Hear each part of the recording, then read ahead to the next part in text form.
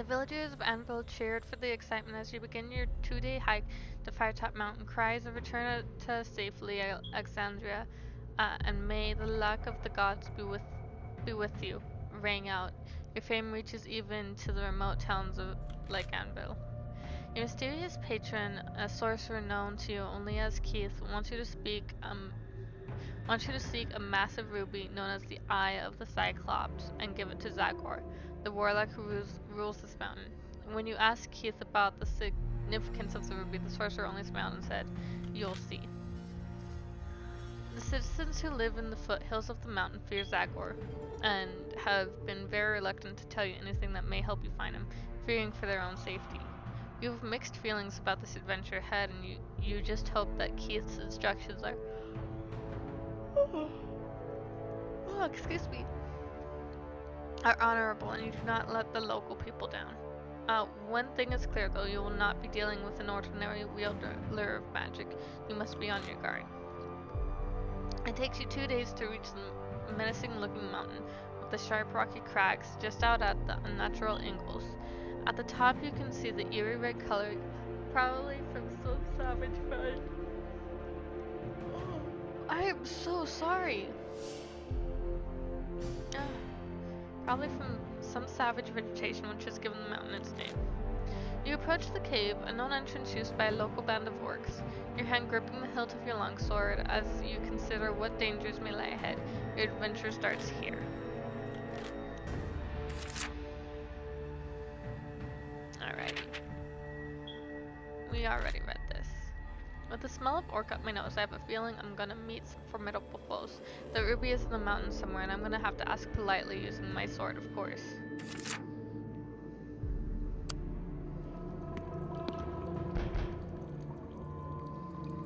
So let's turn east. The sounds of scurrying continues ahead of you as well as the sound of heavy footsteps. Dudes ahead at the limit.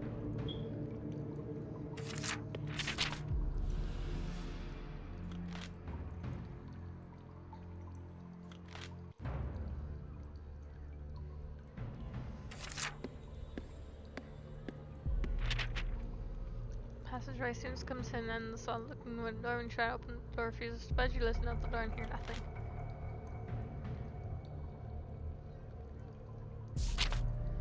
You give the door a mighty kick and it swings open easily. You're about to enter when you notice that the room is actually a pit. Examine the pit. Sides are full of handholds.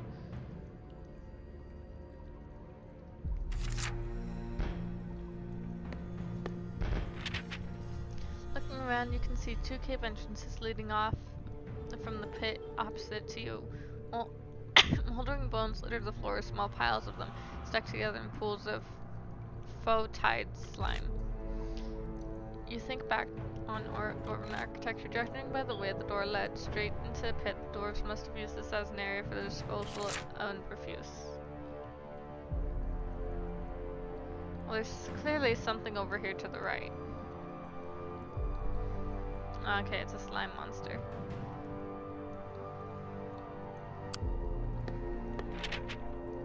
Just a small cave with slime dripping from its rough rock walls. Sickly sweet smell assaults to your senses as you enter. It's the smell of rotting meat. The remains of rats and even half-eaten goblin lay in one corner. In another, a large strand of meat. It looks like whatever is using this place as a larder, saving this choice haunch, giant aardwolf for later.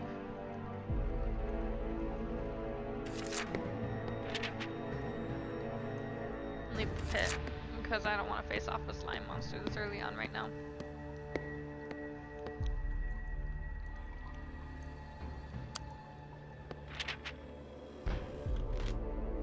I already know about you. All Zagor's minions aren't this lazy. This could be my quickest adventure yet. You prod the orc awake with the pommel of your sword. He leaps to his feet, flailing for his weapon, which you swiftly kick out of his reach. I'm Alexandra of Black Sand. I seek the Eye of the Cyclops. The orc seems to recognize you, or at least he recognizes your sharp sword and heavy armor. He does not speak the trade tongue, but his shrugging and sniveling make it clear, you're not gonna get any useful information out of him. You tie him up and gag him.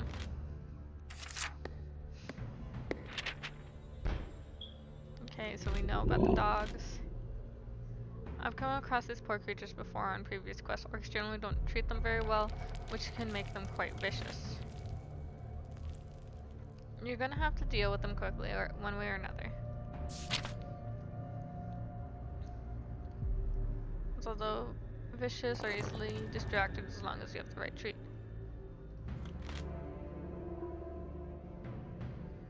Thought them trying to meet. Taking the giant outer wolf joint from your backpack, you toss it towards the orc hounds. The hungry animals pounce on it immediately. They wrestle over the meat momentarily until they manage to tear it in half. Their powerful jaws taking their prizes away to opposite sides of the cave and leave the way through clear. Not hesitating for a second, you take the opportunity to sneak past the orc hounds and noisily devour the rancid meat. Happy bubbers. It's like my sleepy little bubbers down by my feet. Sit on the bench and rest, because this is a good save point.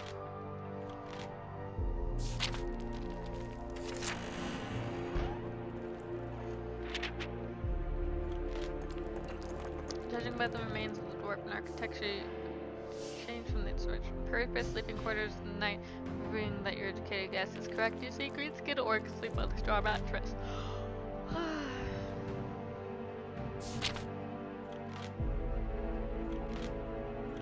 Awesome.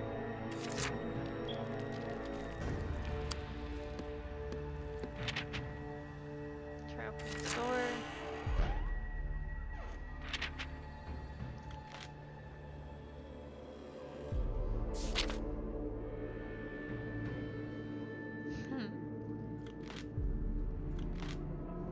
Fight those things.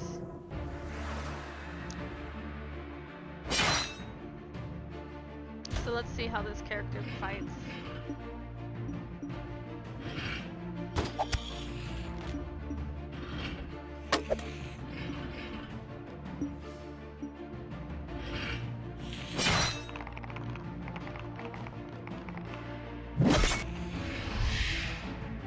So that's gonna move.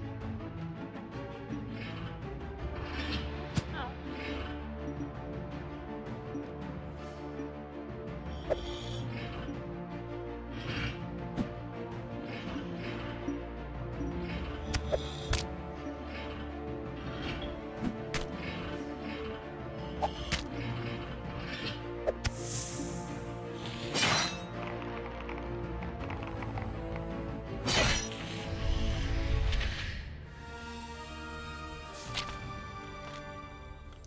Chris key, leave the empty room.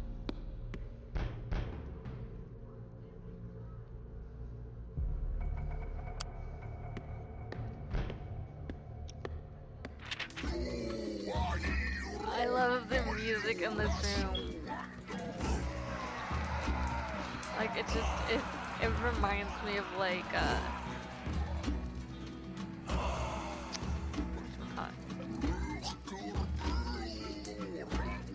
You've already read this, but I like it.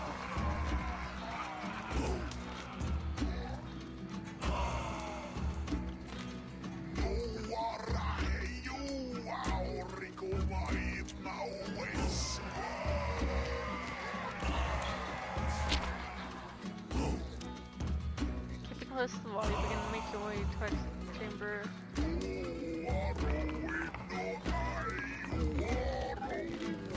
Go.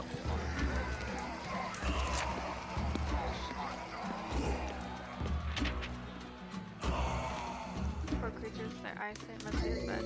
Fortunately, you make it to the far side of the chamber without any of the orcs noticing. One of the doors has a shield nailed to it, while the other is battered with helmet hanging from it.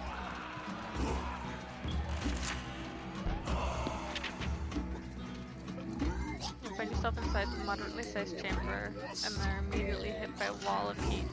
On the far side of the chamber is a crude forge, its coals glowing red hot in front of it. Heavyset orc is hammering out dents in a damaged breastplate over an anvil. Nearby, two goblins assist, one of them is eagerly watching its master repairing the armor while the other is cowering in fear in the corner.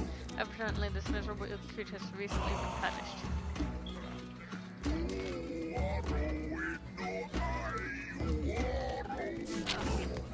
Fine.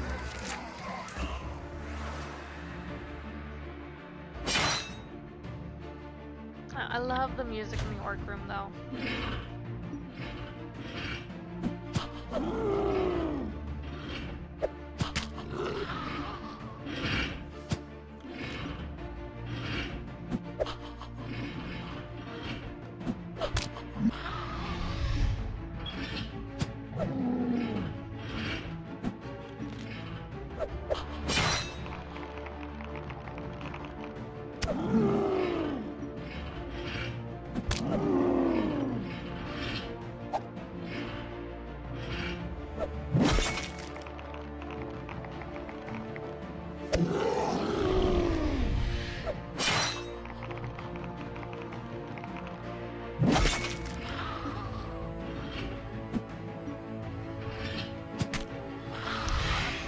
Souls.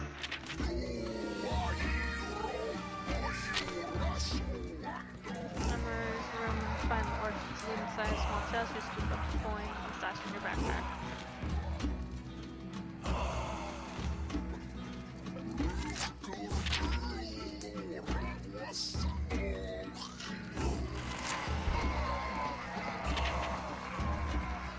Find yourself in a cramped room full of battle helmets, resting up. Harbors and suits of leather armor. Stand yourself as one. Helmet, sword, pieces of armor, attempting to hide your own features. You gag as you do. The cinch is almost unbearable. However, it might just fool the orcs. Unfortunately, the armor is rather cumbersome, making you a bit more clumsy. Okay.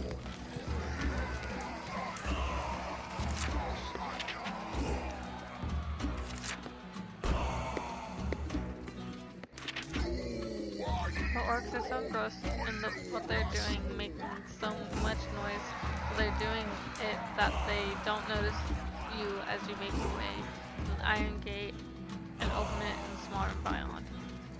At the center stand what looks like scarecrows made of battered armor. Their supporting poles sunk into the strange arrangement of wooden cogs and gears. As the gate swings shut behind you, the training dummies shudder and they activate. Your education has taught you about such strange constructs. These dummies are constructed by magical means by sorcerers for training their troops. Brace yourself for an attack. Okay.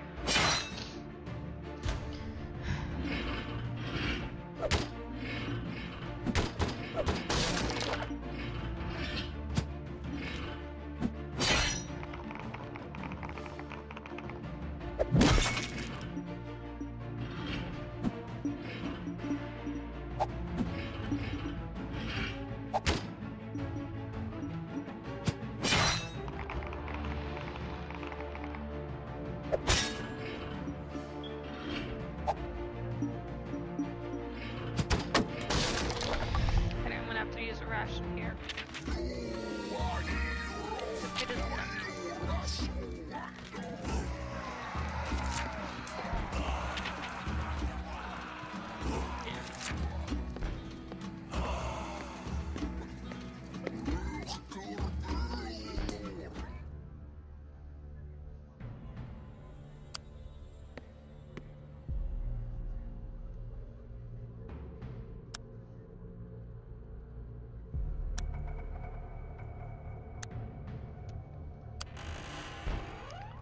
Oh, okay, that's this room.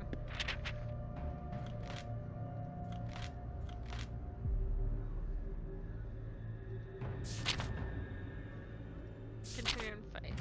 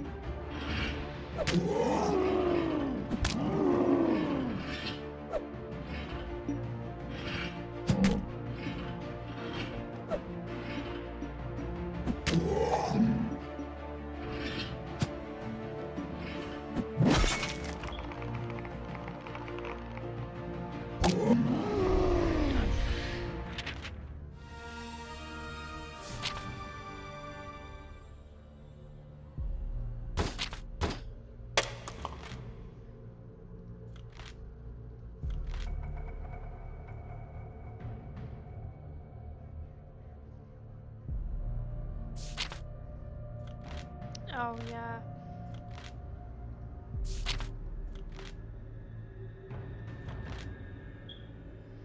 Rest and consume some provisions.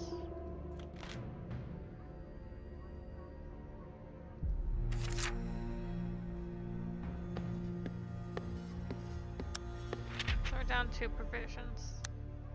That's fine.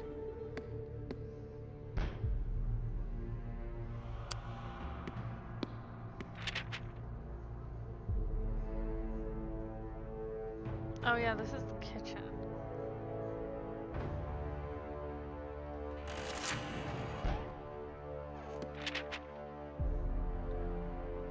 Buses used to be the dwarves' dining area. The orcs destroyed most of the original stone.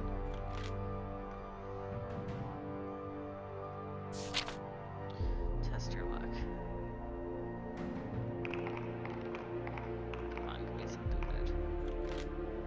Woo! Make for a convincing orc. You safely reach the eastern side of the room. 3 doors are nearby, and the way out lies back on the other side of the room. The door opens to a chilly larder.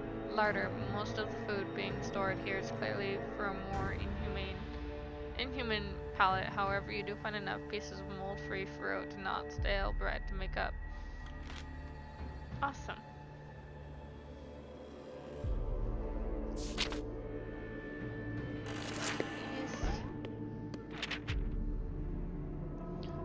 Look around the kitchen. The creatures near a large cooking pot, an obese orc cooking recognizes you immediately. Black Thunder roars. Its little goblin assistant nearby drops its spices jar in shock.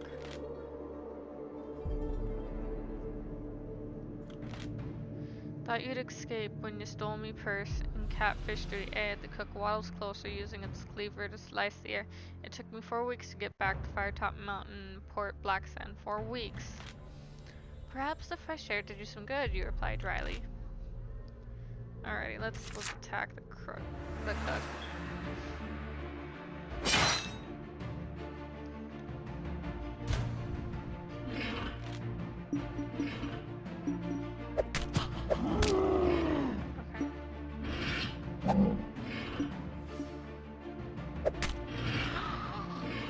Interesting, I didn't realize I had that far of a range.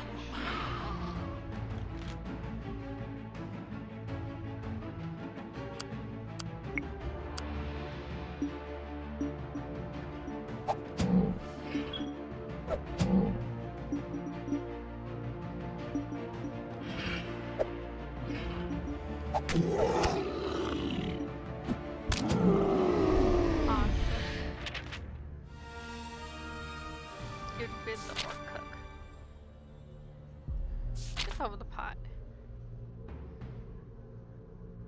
The vast soup begins scalding boils, and the dead orc and goblin identifiable ingredients are strewn about on the floor.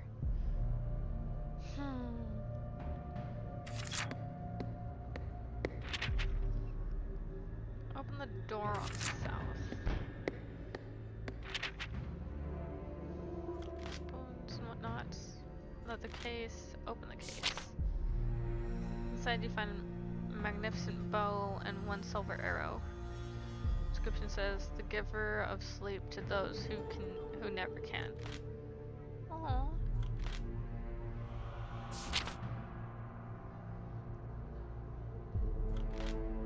Oh, sweet.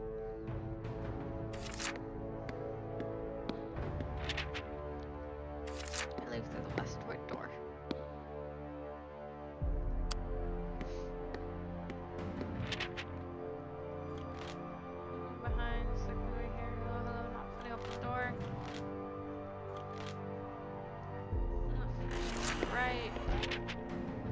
this gentleman, he's free.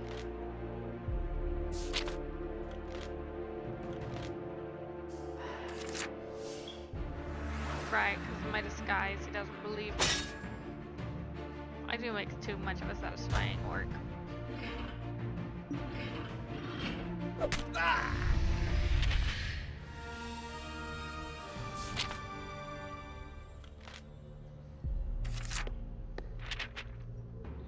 Let me get another provision. Oh, nice. And boot me up to 2 provisions.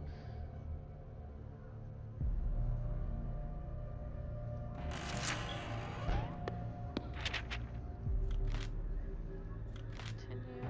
Switch the room. Apparently this character doesn't use a shield.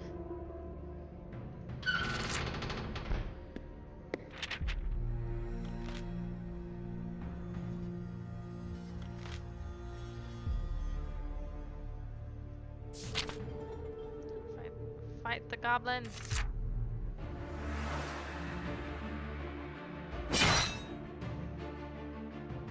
I enjoy the fact that they just kind of tipped over the character.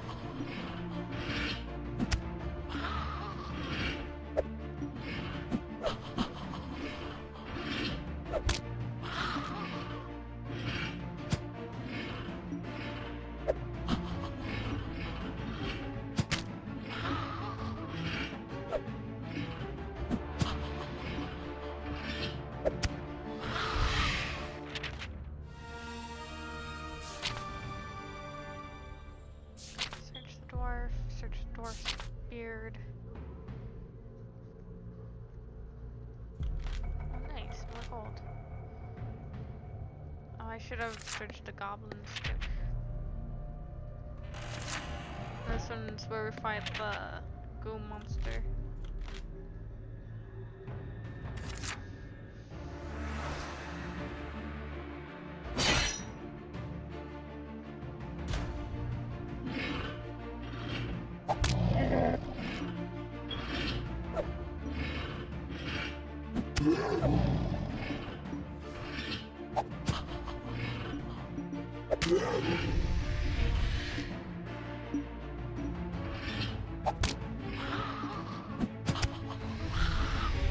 Right.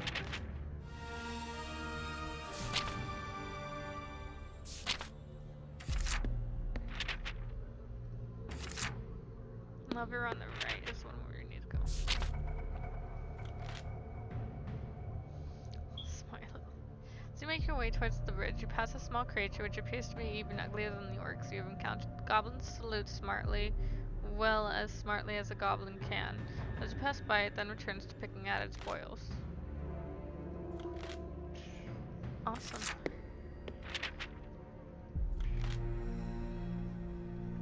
Okay, and then we want to pull the right lever.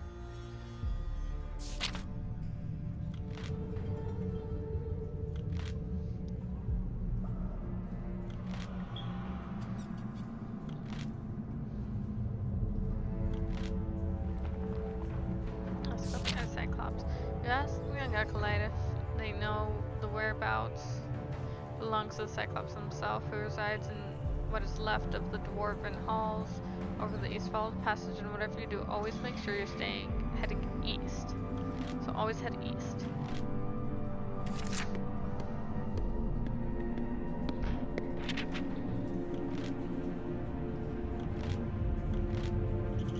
Sail west.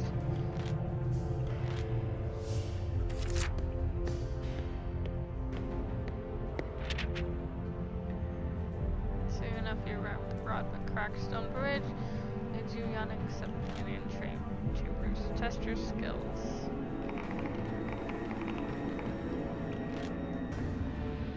Square Lieutenant Rumder. Awesome.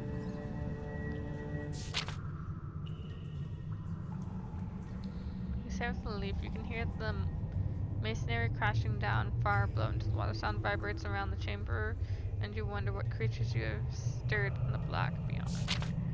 You cross to the edge and peer into the gloom. Your ears just make out the sound of rushing water below. Somewhere far off deep in the crevice, you suddenly hear an unearthly wolf-like howl. Firetop Mountain seems to be...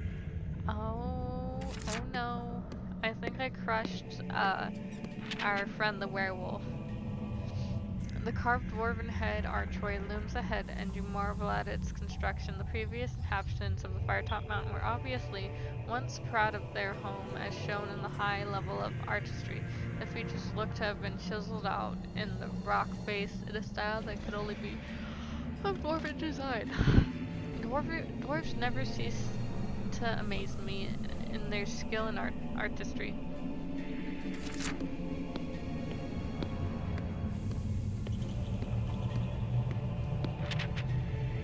Into the dwarven entrance hall, it is everything you expect, a line of tall stone columns that stretch into the darkness.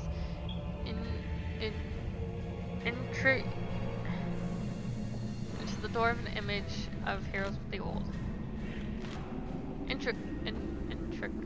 I cannot say words right now. The stonework is incredible. I can see each beard hair. About halfway down the hall, you notice the path leads off left behind one of the statues. And we're not going to stray off the path. You notice movement out in the corner of your eye. Something appears to be watching you. I have no time to chase strange creatures. I must find that eye.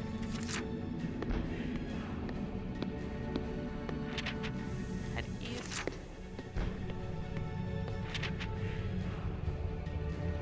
You continue along the passageway heading east. Soon you come across another junction. Ahead to the east you can see a wooden door. The other passageway continues to the north.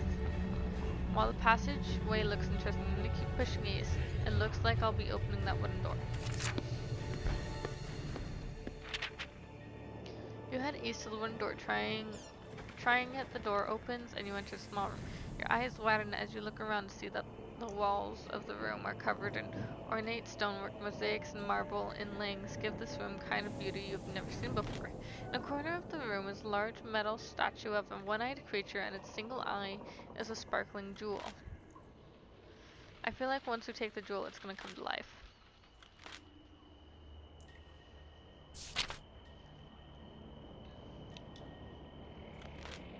To your horror, the statue is beginning to move. You jump down and draw your weapon. The iron cyclops cranes its head around towards you and steps down from its pedestal. There's only one way you're going to get your hands on that ruby. Called it. Oh, jeez. This is going to be a tough fight.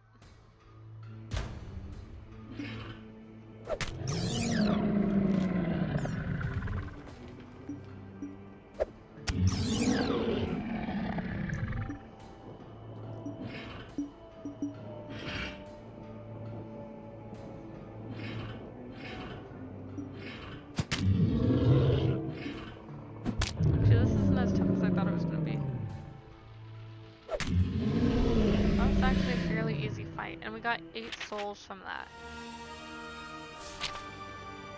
You sit back and rest from the exhausting battle. Warily you approach the statue. The jewel glints in light, tempting you. Keith wasn't wrong. The eye is certainly a thing of beauty. You pry the jewel from its still statue, which is surprisingly heavy in your hand. You put it in your pack. Now to deliver this lovely ruby to Zagor. I'm still not sure why I need to do this, but I have to trust Keith. Surely yet more fame and glory awaits me.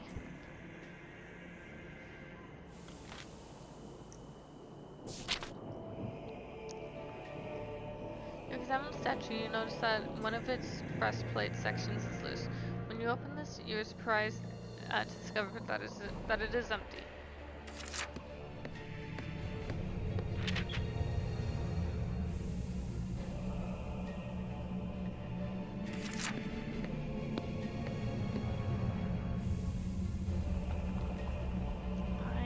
Back east, and we'll go north.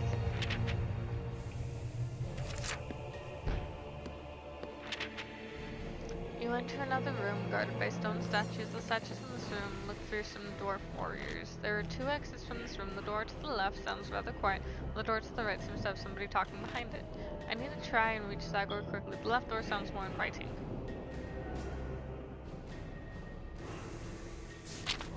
As you approach the left-hand door, there is a rumbling. Both stone statues move and come to life. They lumber away from the wall, clearly intent on stopping the intruder from proceeding any further. Some Maybe we have no choice in the matter. This could be tough.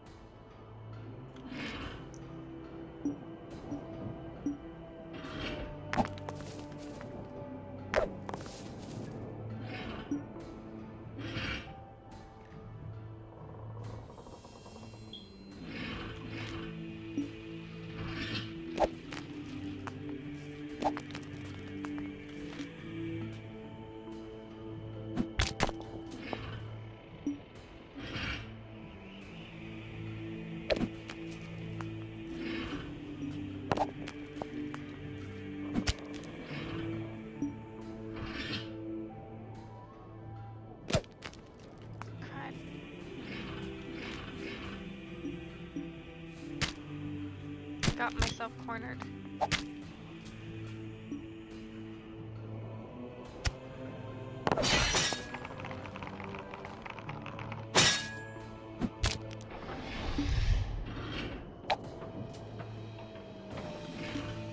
As long as it doesn't hit me one more time, I should be good.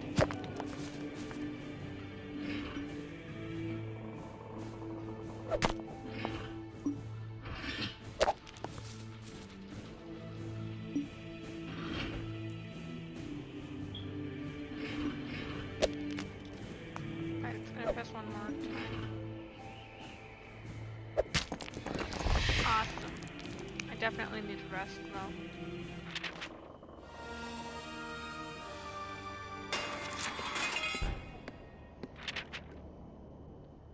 Are now nothing more than a pile of rubble. You step over the remains and open the next door. You're greeted by an eerie sight indeed. Its corridors lined with many stone hands. They all seem to be reaching from the walls, but they remain completely motionless. You have an unpleasant feeling that these carvings are there for more than just decoration, especially judging the previous traps that you have just encountered. These hands look quite ominous. Perhaps I need to use an object here. Okay, I don't have the rune stone.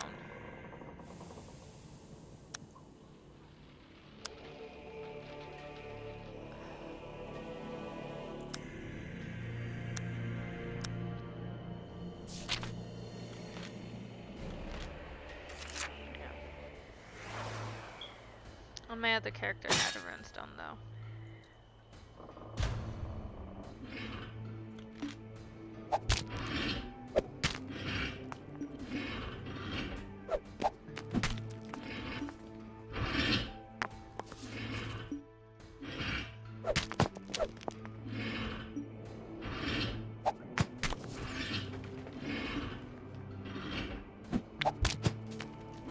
I'm probably gonna die.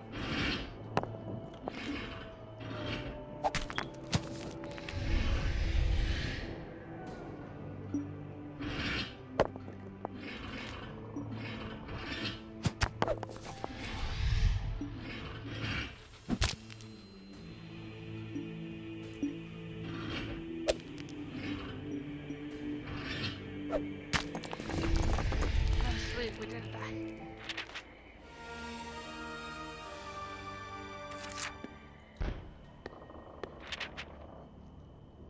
You carry on through the passageway and enter into another room of similar size. This room is splendidly decorated with polished marble and floors rough walls. There are a number of paintings hanging on the wall, and the dwarven woman is staring at them intensely, giggling madly. Her hair is unkempt, and her clothes are ragged. Her eyes are sunken and tired, as though she has not slept for weeks. At her feet there is an assortment of strange trinkets, small bones, teeth, gold pieces, bits of half-eaten food, and splintered pieces of wood. Some of these objects have been placed underneath various paintings. Master, master, look what Thamiel has brought for you today, she murmurs.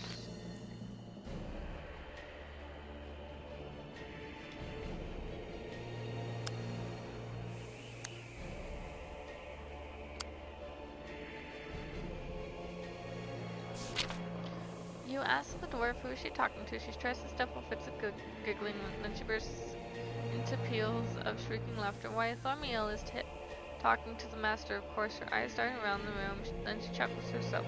She nods. The master is always here. Here, there, everywhere. You ask who is the master. Suddenly giggling stops. Her voice coming from Thaumiel's mouth is no longer. Alexander Black's great hero of the Battle of Grey Rock has come to slay a terrifying warlock, Firetop. Realize Thaumiel is being possessed and sent and utterly mad.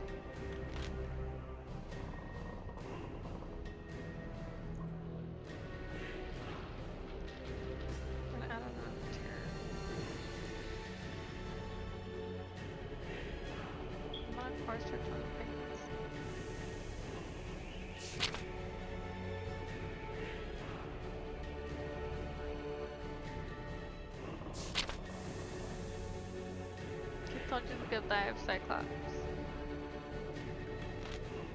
Pull the great jewel from your pack and hold it up to the painting. Zagor's expression turns to one of surprise and fear, and then the painting swirls and becomes still. The power is gone, and the painting is just a picture of an old man. Oh, sweet.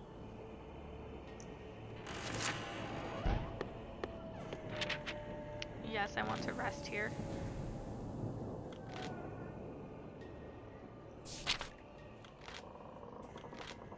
And I'm out of provisions now, but I'll purchase some more when I can. Let's head east. The orcs not want that in their barracks.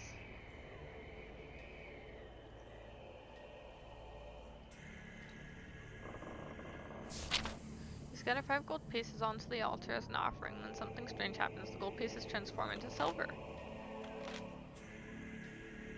Deciding, you scoop up the silver and wonder what to do next. You rummage through the piles of strange silver objects. The animals, sculptures in particular, are quite lifelike. They seem to have all the expression of shock.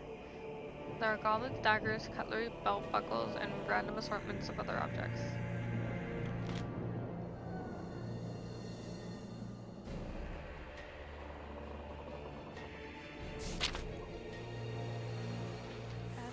Moments is transformed into a fine silver version of itself. You take the silver weapon from the altar, testing it in the air. Alrighty. We're not going to sit on the altar because that'll end up turning us into silver. Actually, let's see how much gold we have remaining. 44. That's not bad at all. You try the handle and the door opens into a room. With a sandy floor, you can hear the sound of fast-flowing water. Take a piece of wood. Examine the rope. Pick up the rope. It looks normal, but in fact, it might be quite useful. You open your pack, put it in, suddenly it comes alive in your fingers, and snakes quickly up your arm and attempts to wrap itself around your neck.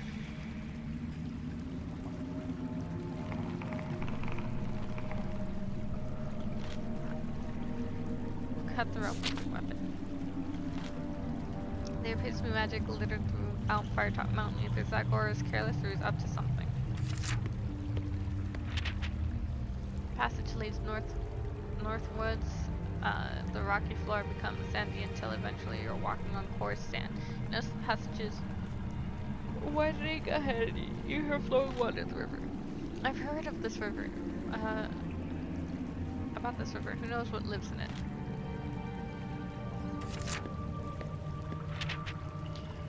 You are on the south bank of the underground river, facing across its black depths. There appear to be 4 ways of crossing. To your left, a rustled bell hears ferry service, 2 gold pieces, please ring. There is also a small raft in front of you on the bank with a long stick resting beside it, which you could use to put across the river. A rickety bridge also crosses.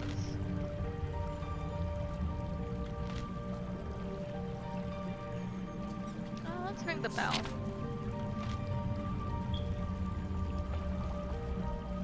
Gives you a roll cling. After a few moments of darkness, you see a withered old man rowing a small boat. He rows slightly across to you and moors and limps towards you.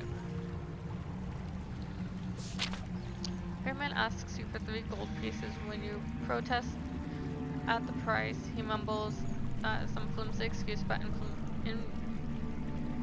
inflation. He begins to get angry at your protests.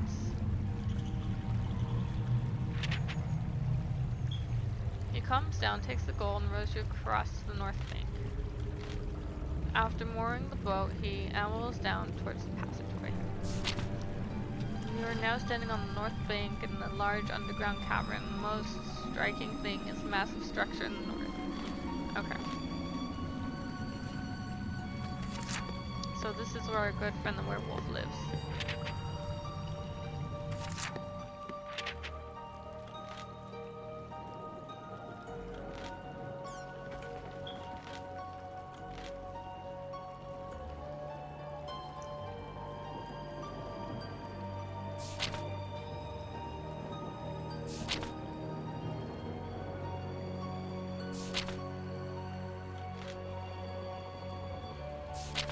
Alrighty.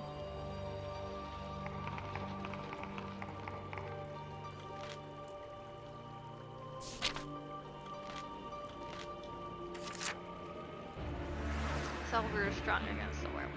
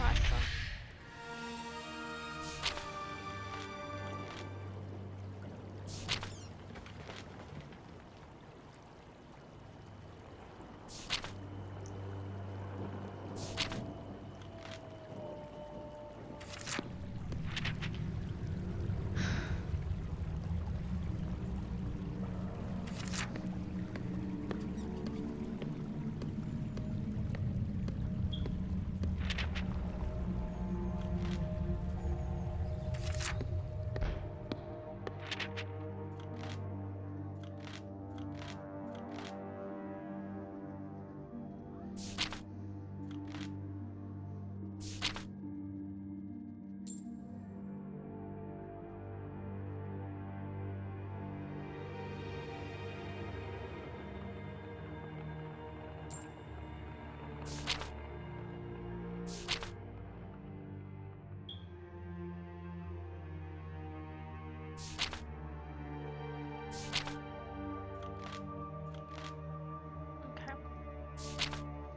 Let's see what we're left with. 6 gold. That's not bad. I mean, it's not the best considering we had 40, but we spent 50 just now.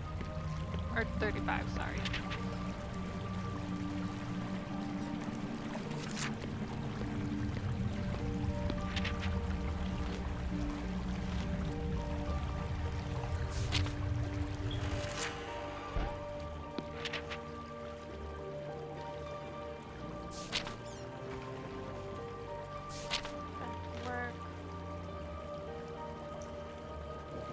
Skin condition.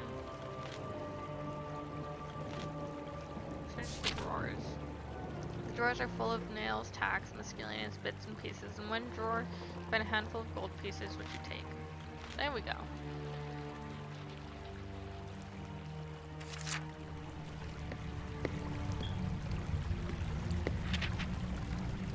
So we're gonna go here again, see if we can't test our luck.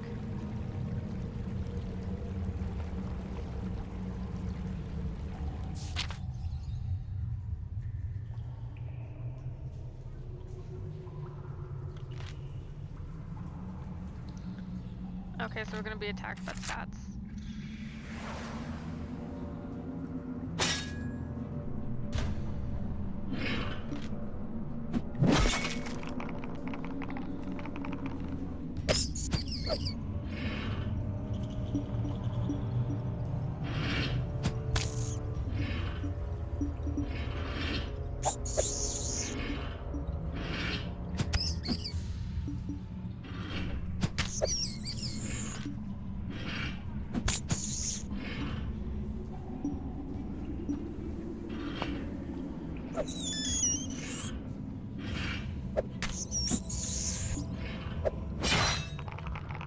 So when the little figures shake, you know that they're gonna attack. So that's why whenever I see it, when I've been seeing them shake, that I've just kind of been attacking.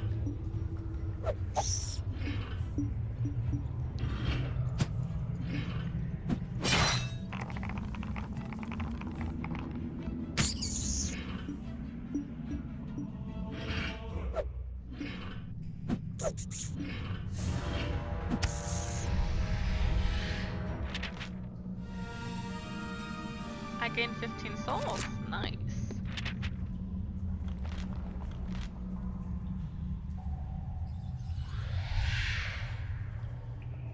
That's not good sounding.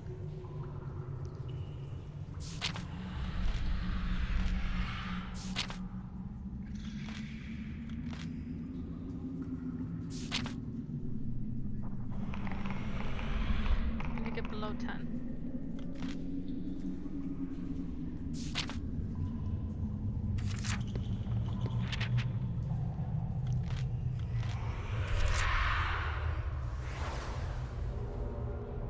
Oh, this will be fun.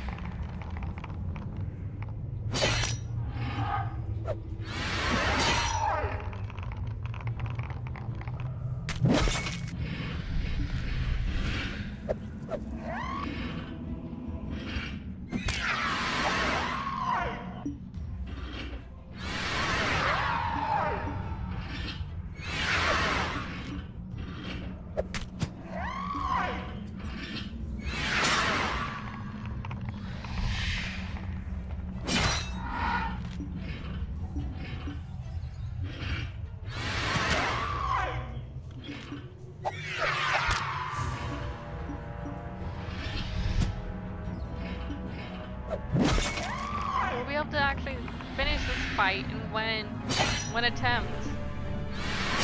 Oh, that's nice. We didn't have the right range for it.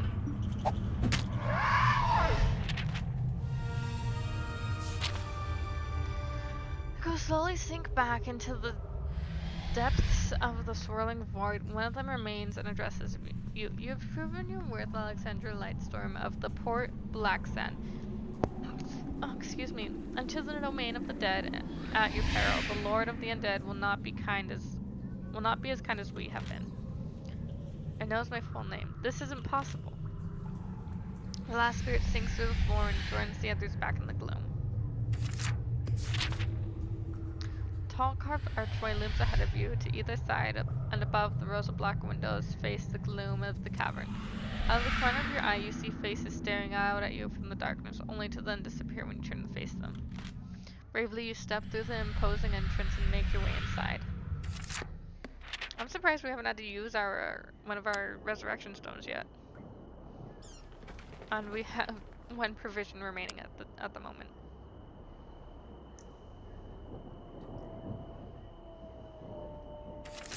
Let's go to the right, see what's going on through here. Ooh, this is spoopy. You enter a sinister chamber. The room is dank and dreary, and a number of coffins, some sealed, are lined up against the wall of the room. You hear a ghostly whisper in the air. We will decide if you are worthy of our aid. Adventurer, experience the ordeal of fate. Test your luck.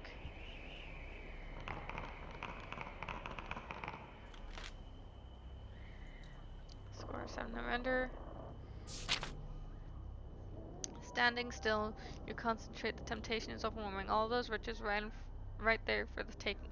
But deep down inside, you know that none of this is real. This must all be a test. You fight with all of your will and refuse to step. Again, a ghostly voice speaks. Well done, adventurer. You shall be rewarded with your strength of will. Feeling confident, you head to the spiral staircase. Oh, interesting.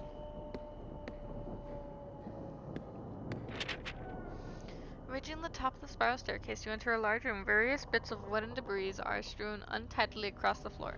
A prominent set of steps leads upwards at the rear of the room, while there is another door to your left. The room is deathly silent, and neither exit provide clues on where you should go next.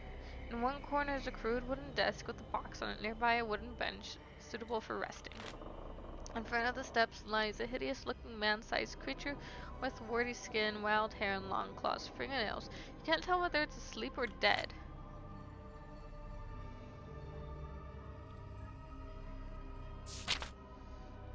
As you move, the creature's eyes flash open. It sees you and gets to its feet. Its breathing becomes heavy and it stalks towards you. You must stand and fight it.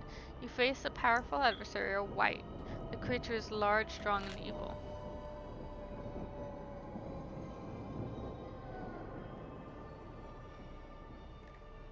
Let's draw my weapon and fight the wight.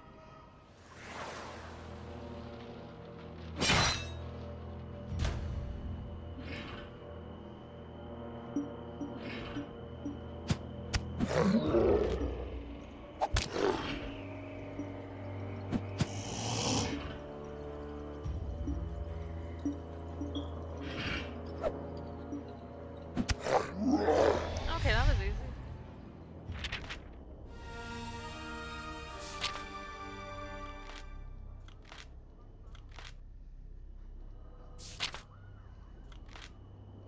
Awesome. Oh, I should have investigated the desk. Can I?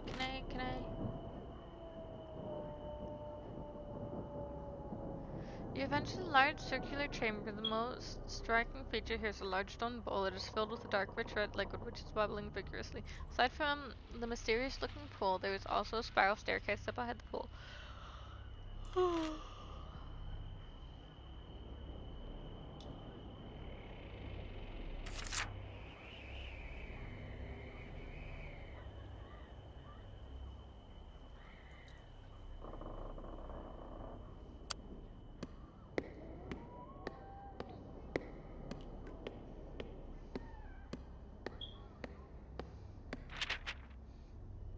You climb yourself stairs and find yourself in a dark crypt of some kind. One end is an altar. Various coffins are strewed about the room. Investigate the room. There is an opening in the wall through another room on your left. The silence is deathly. A slow drip startles you as you creep around the coffins. The altar is ornately carved and studded with jewels, beautifully woven drapes hang from the walls, although they are threadbare in places.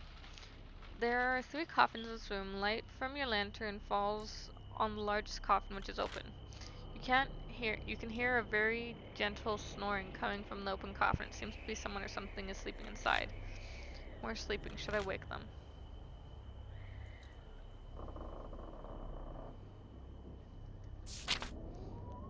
Cautiously prepare to creep towards the coffin and the source of the snoring. As you approach, the ghostly figures rise from the ground and begin to drift around the room. They must have been alerted by your presence.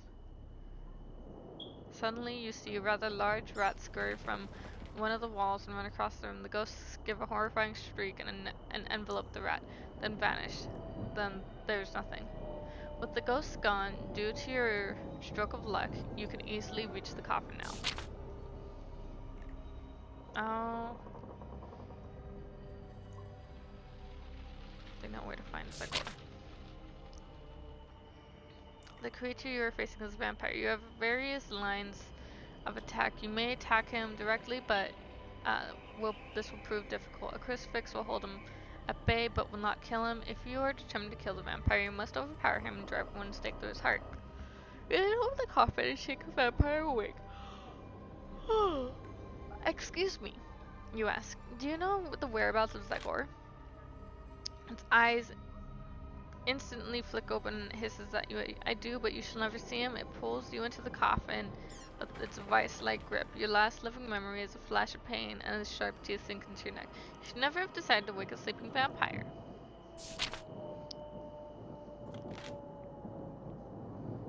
Yes, I want to resurrect my hero.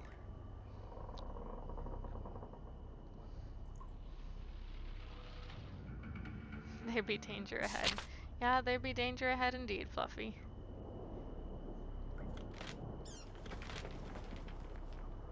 Investigate the desk. You approach the desk and open the box. There are some gold pieces within the box you can take. 18 gold pieces. Ooh, nice. Climb the steps this time.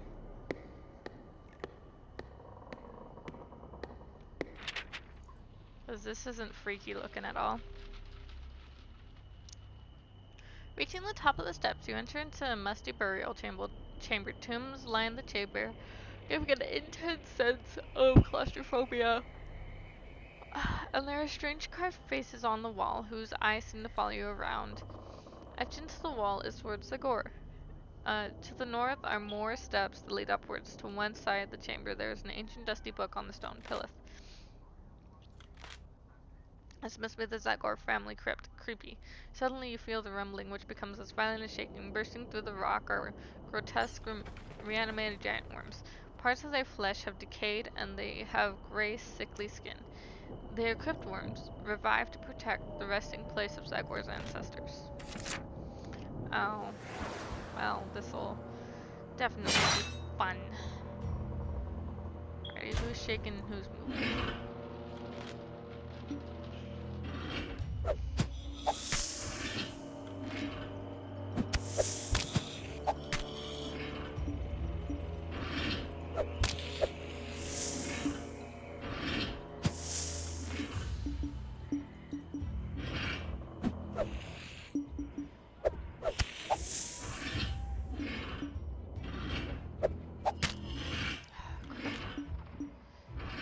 Come on.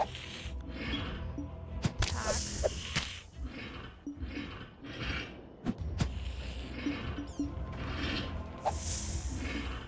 Attack.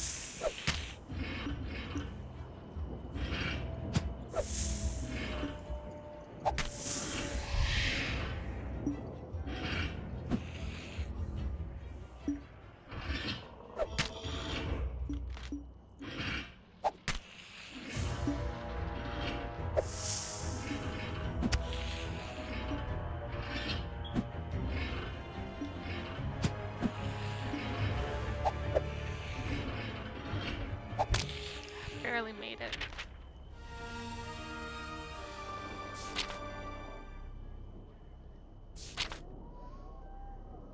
Those who challenge Zagor. Foolish enough to challenge Zagor all have failed and shall defeat. So many names, I guess. Well, we should all be thankful for the contribution to a heroic cause. Oh.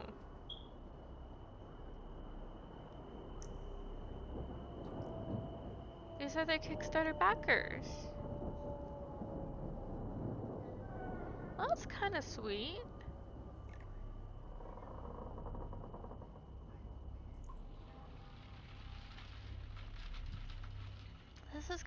This is a cool little Easter egg here.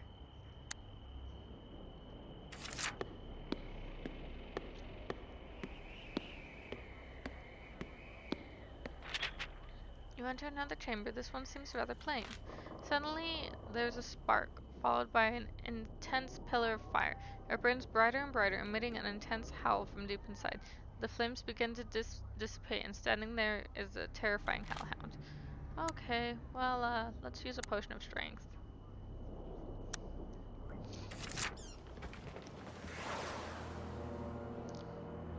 Hello there, woof the woof. You're a cute woof the woof. Not as cute as my woof the woof though, but you're still a cute woof the woof nonetheless.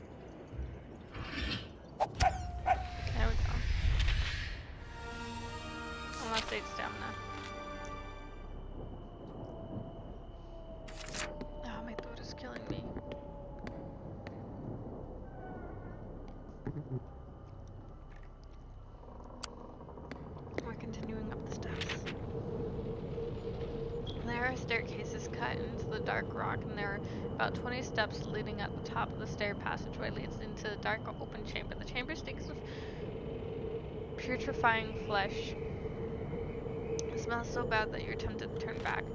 3 bodies lie in the chamber. You may either search the bodies or tiptoe quietly through the chamber.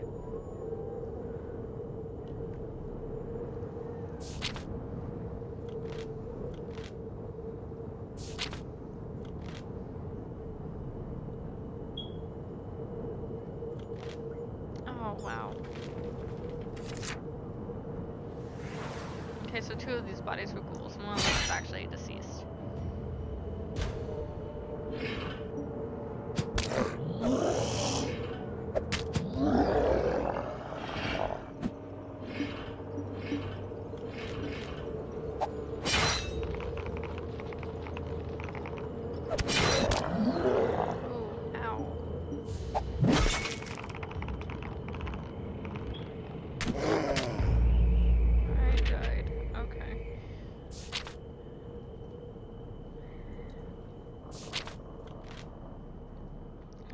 Resurrected, and I'm so far back.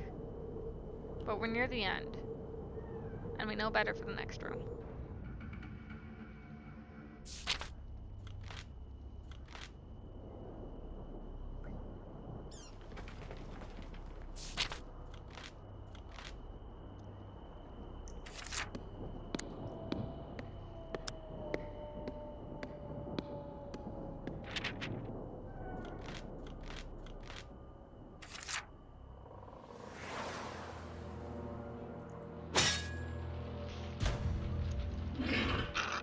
Excuse me. I'm so sorry. Oh, well, that was wasted.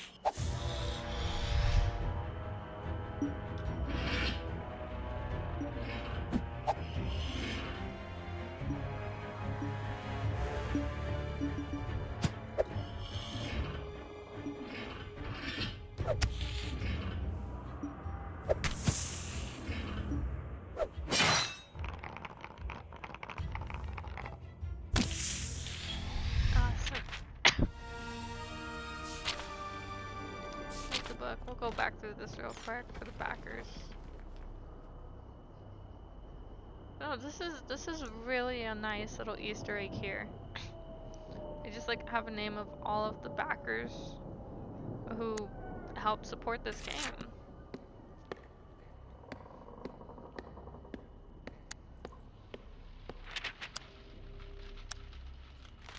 Okay, we got out of that last fight with more health than before. Oh, Peppers, you started on a different side of the room this time.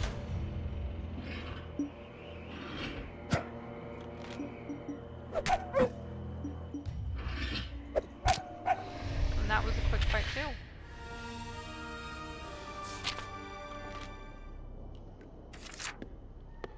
Okay, and we'll search the first body, ignore the second 2, and keep going forward.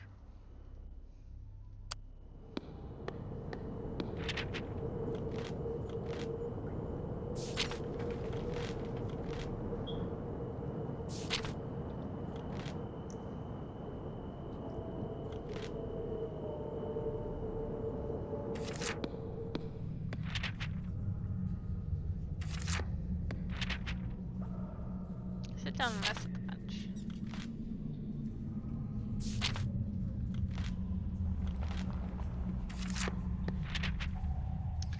Stepping into the tall pillared room, You're stunned by its centerpiece in the middle of the room is a large, intricate glass globe. Inside the globe appears to be a complex maze, constantly twisting and rotating. As you look closer, there seems to be tiny figures inside the maze. That is very impressive. The intricate details are mind-blowing. The maze seems to get larger before your eyes, and an intense light suddenly begins to shine. Before you know what is happening, the dazzling light has completely overwhelmed you. You feel dizzy and collapse to the floor. You fall unconscious.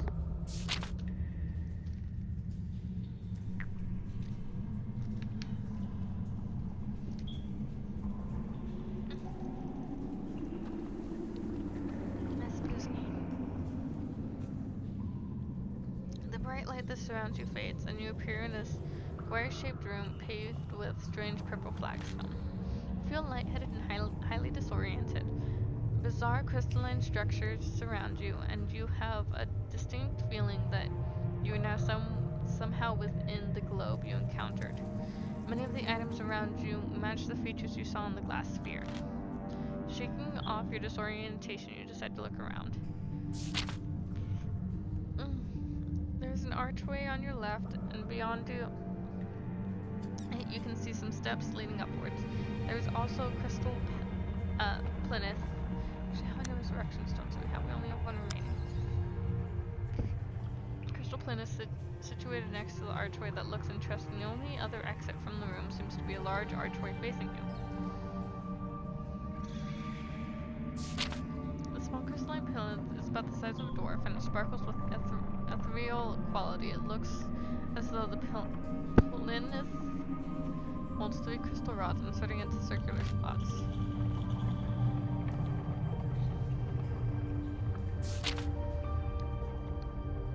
There's no way you can get a grab into the archery. You come to a crossroads with paths leading off in all directions. You're surrounded on all sides by strange crystalline shapes that appear dotted around the strange place. In the center of the crossroads, hanging from the rope, is a small cage. There's a goblin sitting in the cage with its legs dangling through the bars. Strangely, it looks though the rope is not being held up by anything and disappears into the darkness above. You also notice a metal box on the ground directly below the cage. You look up towards the cage. The goblin begins humming some kind of tune. This creature either can't hold a note or this is the worst tune you've ever heard. It's my shift to sit in the cage and hold this crystal thingy. Ain't much fun, I can tell you. Sat here hour after hour within for the next sucker to venture into Master's Maze. Pausing for a moment, the goblin is clearly thinking hard. I think the others keep making it my shift, you know? They're jealous because I'm smarter than they is. This only raises more questions, but you hold your tongue.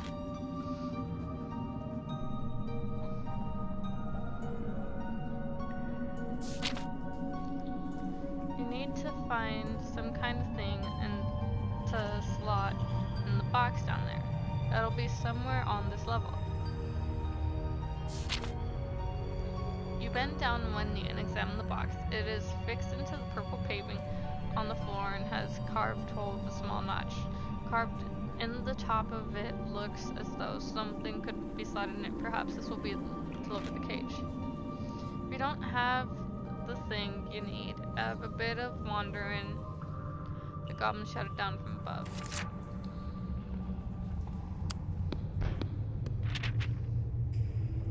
South.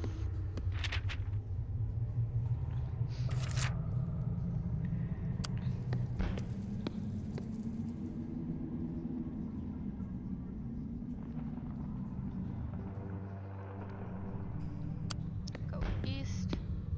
Now more of the grabby hands.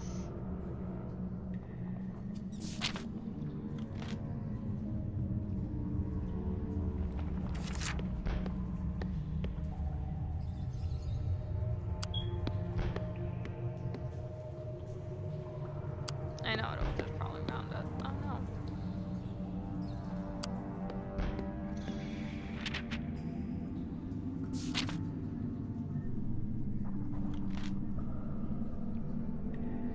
Your hand brushes off the large dice in Cinderella's hand. A disembodied voice booms out the following Have a welcoming adventure, for I am a genie. I have been cursed to reside inside this accursed statue, the ghastly sister of Titan. Please release me from Sheila, and may you know her as Gred or Sundala.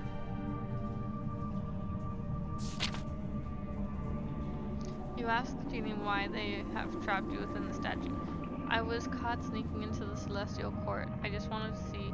It was my master Logan, the trickster, who thought it would be highly amusing to serve out my days trapped within this cold, heartless statue. Unless you can release me, I will be stuck here for forever. Okay, I'm gonna look up a little bit of information about this genie real quick.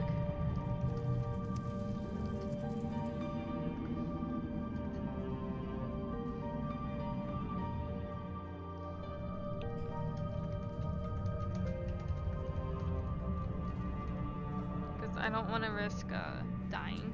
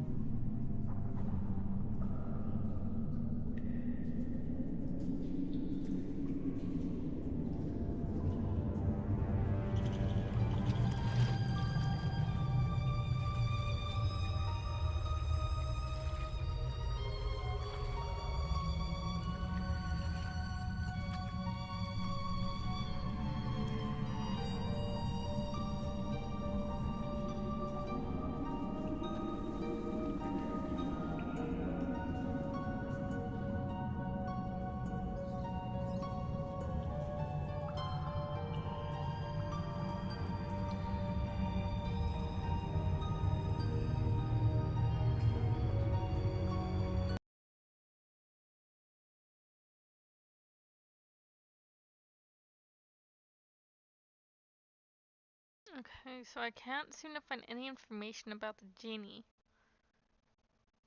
Um, Storm of news, good. It's quite simple. I grant you a wish, and I am released. You must choose a wish, but choose wisely, adventurer, or your fate may be bound in ways that you cannot foresee.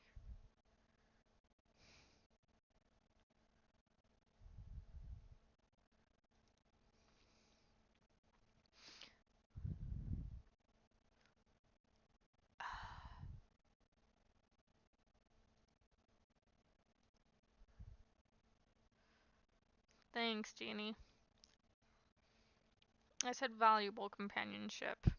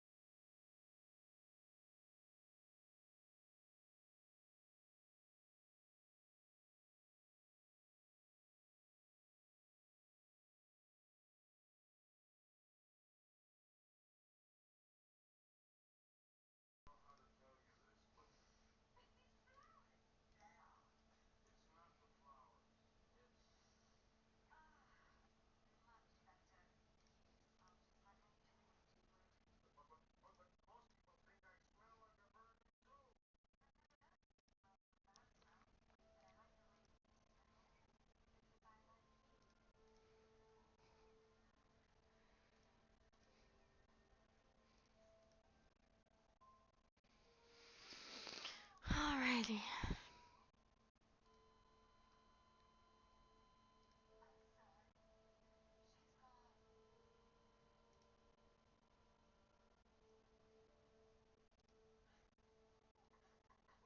Oh, there's so many rats.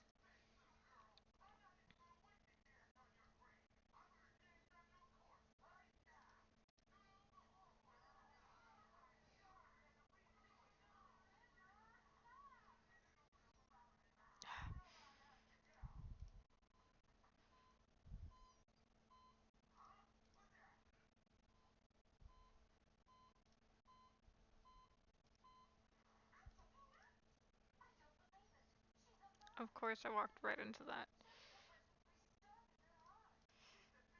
Are you serious?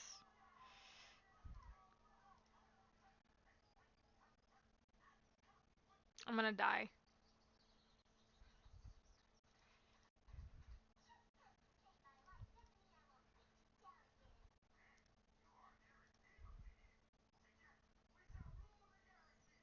Yeah, I died. Yes, I want to be resurrected.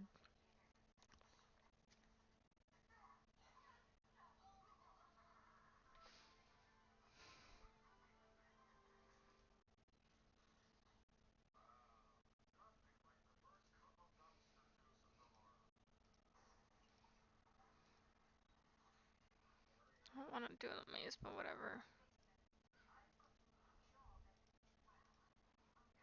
Let me fall unconscious.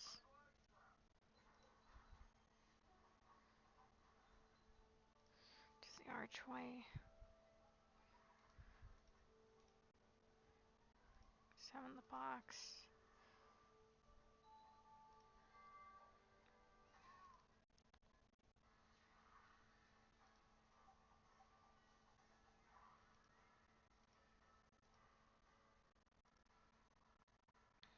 I was lucky last time. We're probably gonna die here in the maze, and if we do, I think we'll end the episode here.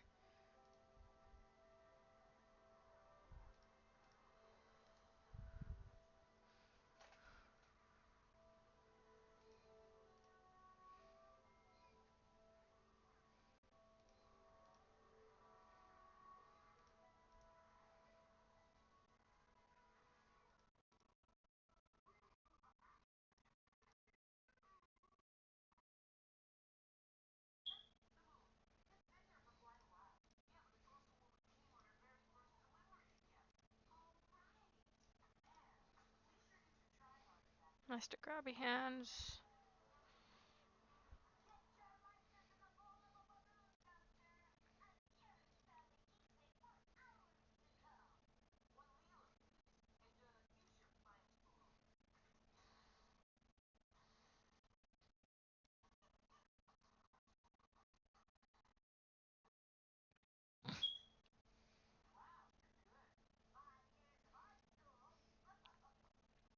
Oh, this is the Minotaur, I'm assuming. Yeah, this is the Minotaur.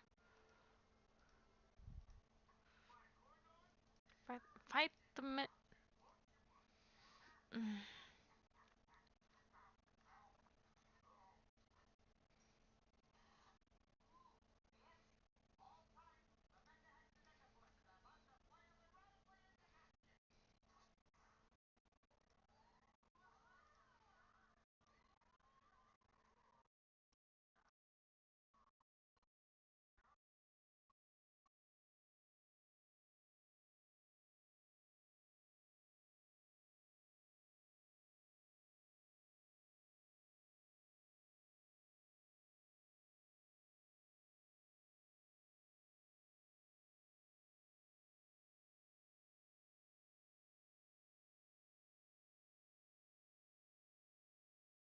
Actually could have moved and done better.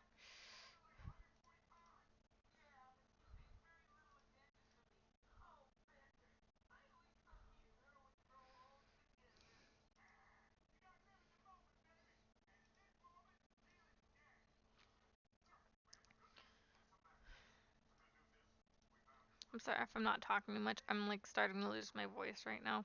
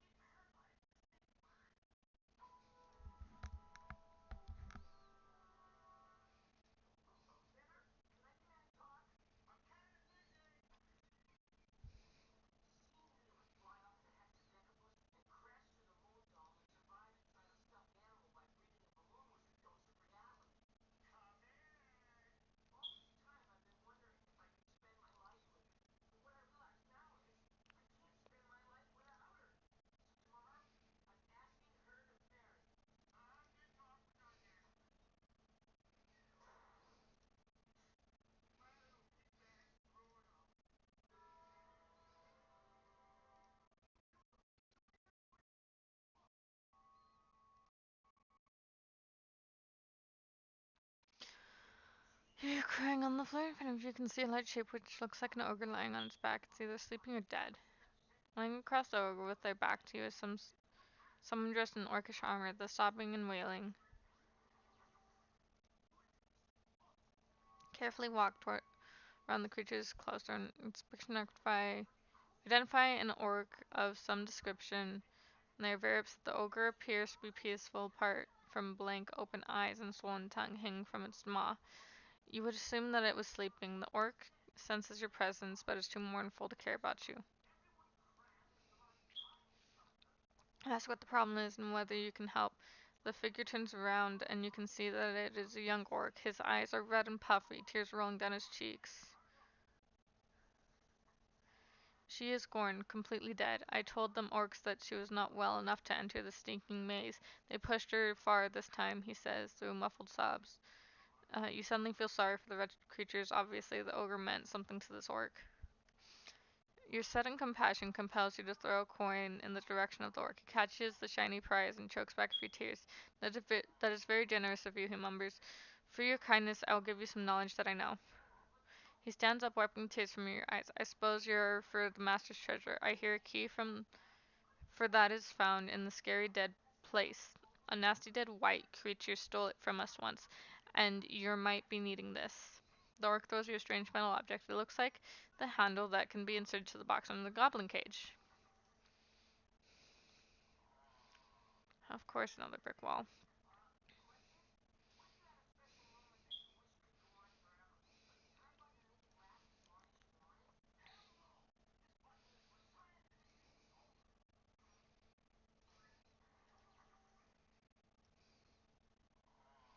I wanted to go east.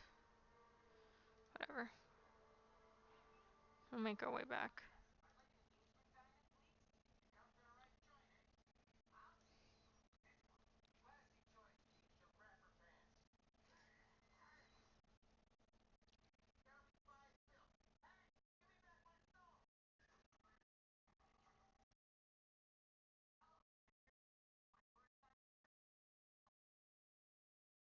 Wrong way.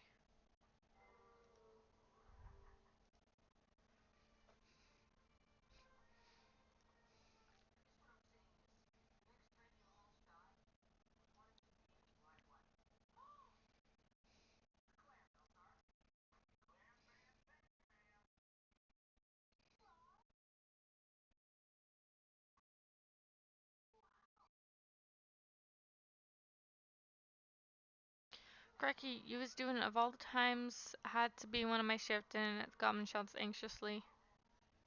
Oh, I'm sorry, little dude. I don't want to fight you.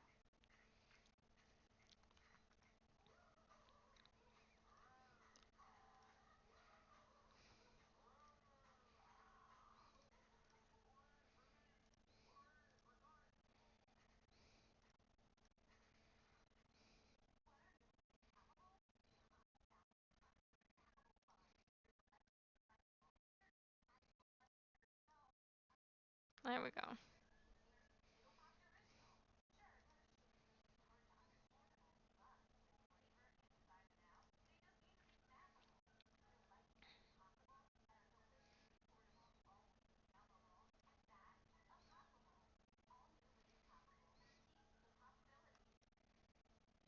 Player, you have done well to bring Alexandra of Blacksand this far.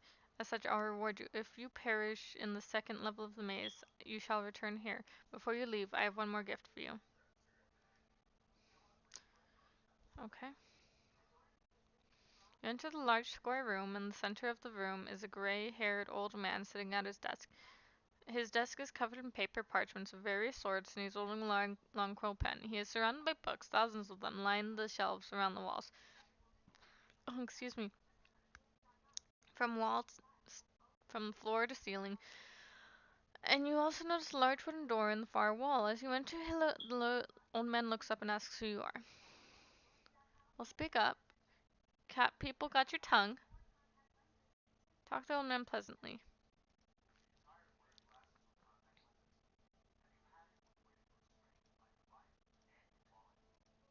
Okay.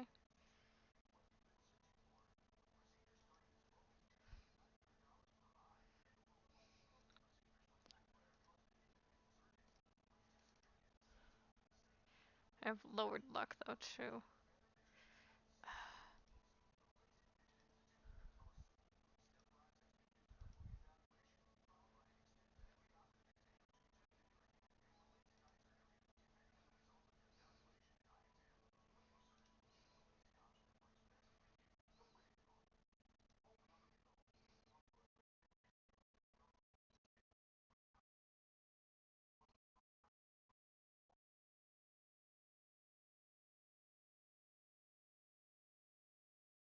That's a hungry door.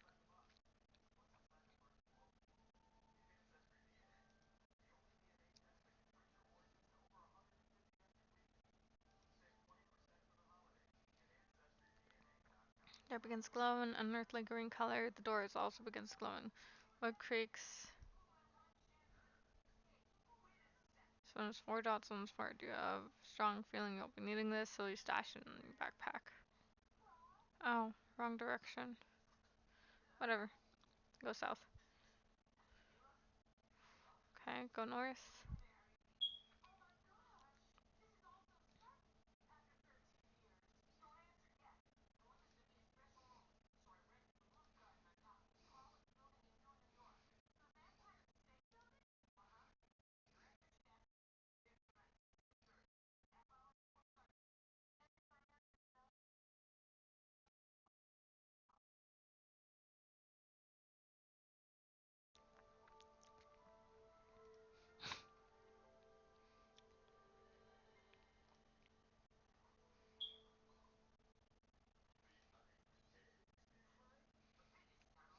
You enter a small room.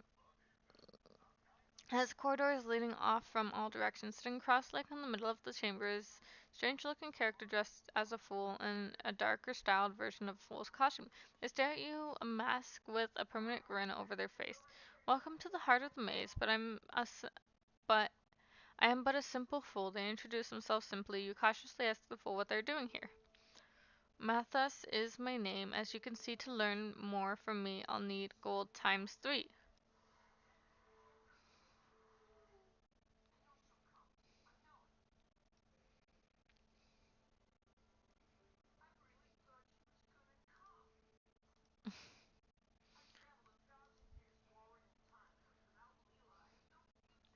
I hear that the orcs regularly find them in I hear that the mighty Zagor has a chest of wonders that requires many keys to open. These keys are wily and wander around the Firetop mountain of their own will. I hear that the orcs regularly find them in their disgusting broth. I even heard that one of the orcs lost a few teeth from biting one. Somehow he looks even uglier now. How does that even happen? They pause and lean in closer to you. Did you find anything interesting of the maze thus far?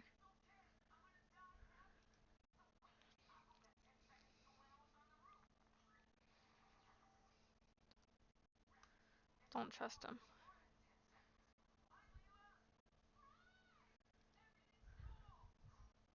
To yourself, Mathos seems to know exactly what you're thinking. They return back to their seated position and start singing a tune, ignoring you entirely. You decide to press on through the strange and surreal landscape.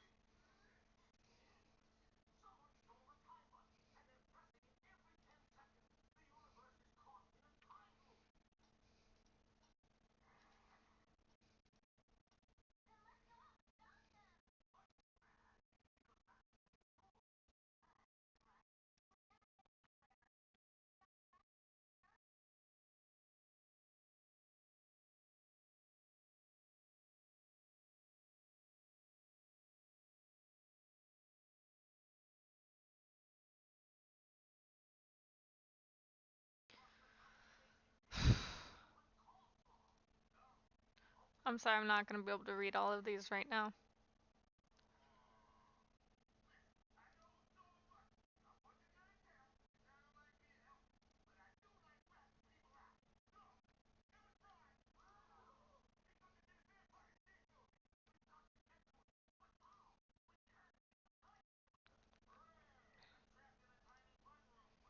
Two dots.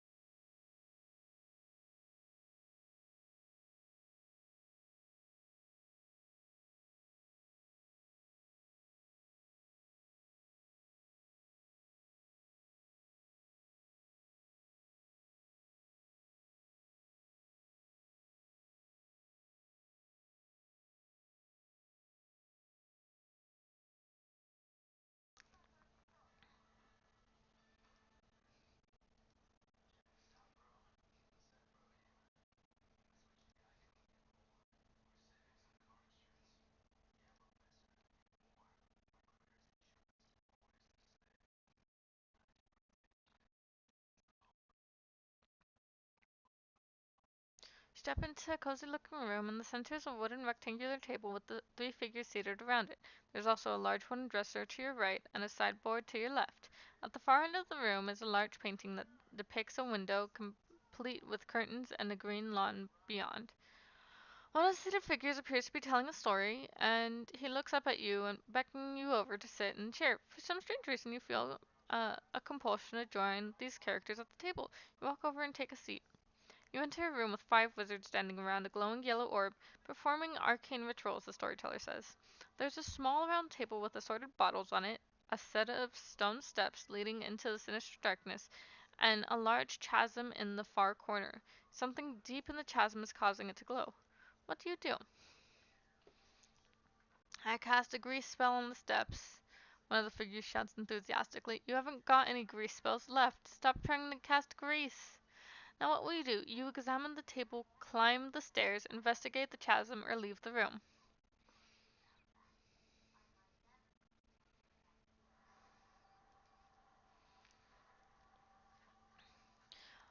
I want to look at the stuff on the round table, one of the figures shouts.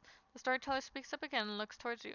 There are three bottles on the round table. There is a tall, thin bottle, short, round bottle, and a square bottle. Which one do you think drink from?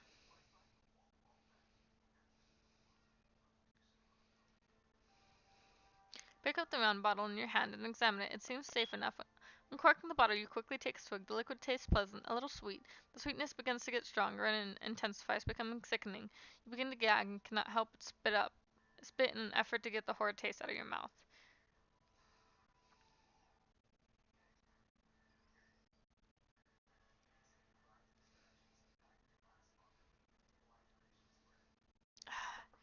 I'm out of my luck.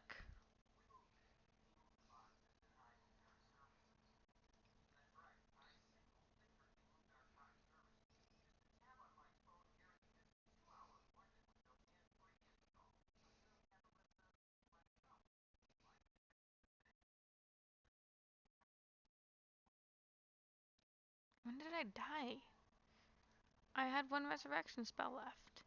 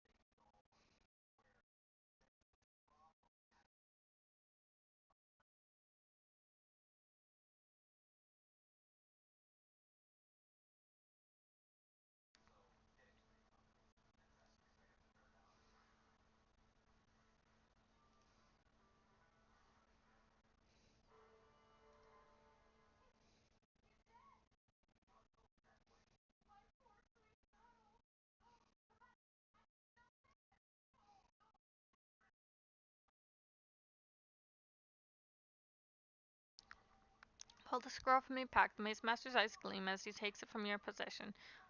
You have done well, adventurer, he exclaims as he breaks the seal and unfurls the scroll. My quest is over. He turns the scroll around and reads the number 400 followed by the words your quest is over. You're a little confused as your quest is far from over. You look rightfully confused, continues the Maze Master. Don't worry, the scroll is an old artifact that was created over 30 years ago. Many a young, brave adventurer sought it, and many perished. You will no doubt have come across their pitiful souls on your journey. I hear that there is one called Oriana who has harvested these souls, but my guess is you will have already met her.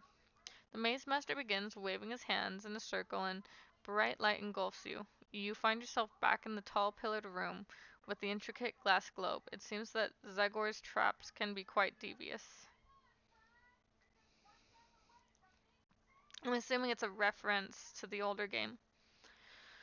The passageway ahead runs northwards for some time. Finally, you reach a small room that contains a large wooden door. There is a wooden bench which would be convenient for a rest. The passage continues northwards. Okay, yeah, I'm gonna take a rest here. I need to figure out a way to get my luck back up though.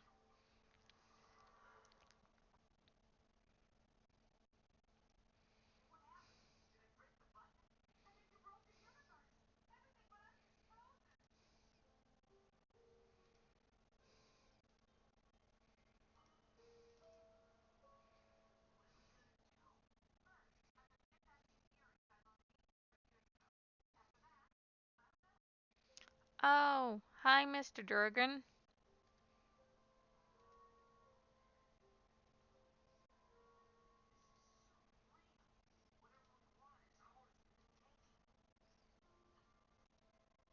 I like that picture though.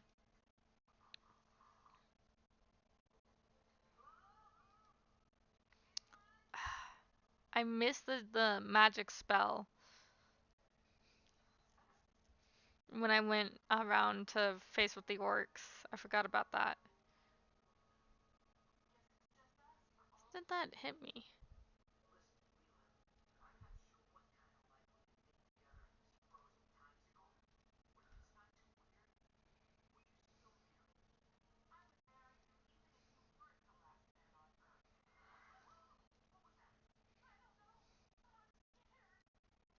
I'm probably gonna end up dying in here.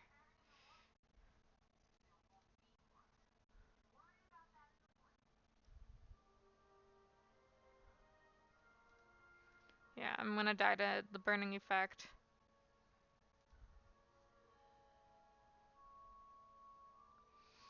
Alrighty, well, I think we're gonna leave this episode here. It's disappointing that we came so far just to die at the hands of the dragon because of me forgetting to pick up the scroll. But I didn't even realize that there was. I mean, I knew that there was going to be a dragon there at some point, just. I didn't realize it was going to be so early on. Well, I mean, mid game maybe. But next time we play, we will have a brand new hero to play as. So thank you all for joining me for this episode. Uh, I got YouTube to work, so I will be uploading the episodes there as full episodes instead of uh, 15-minute segments. So, thank you all very much for joining me this evening. I hope to see you all in the next stream. Have a wonderful evening or have a wonderful day, depending on what time it is where you're at. Alrighty, thank you so much. Good night, guys.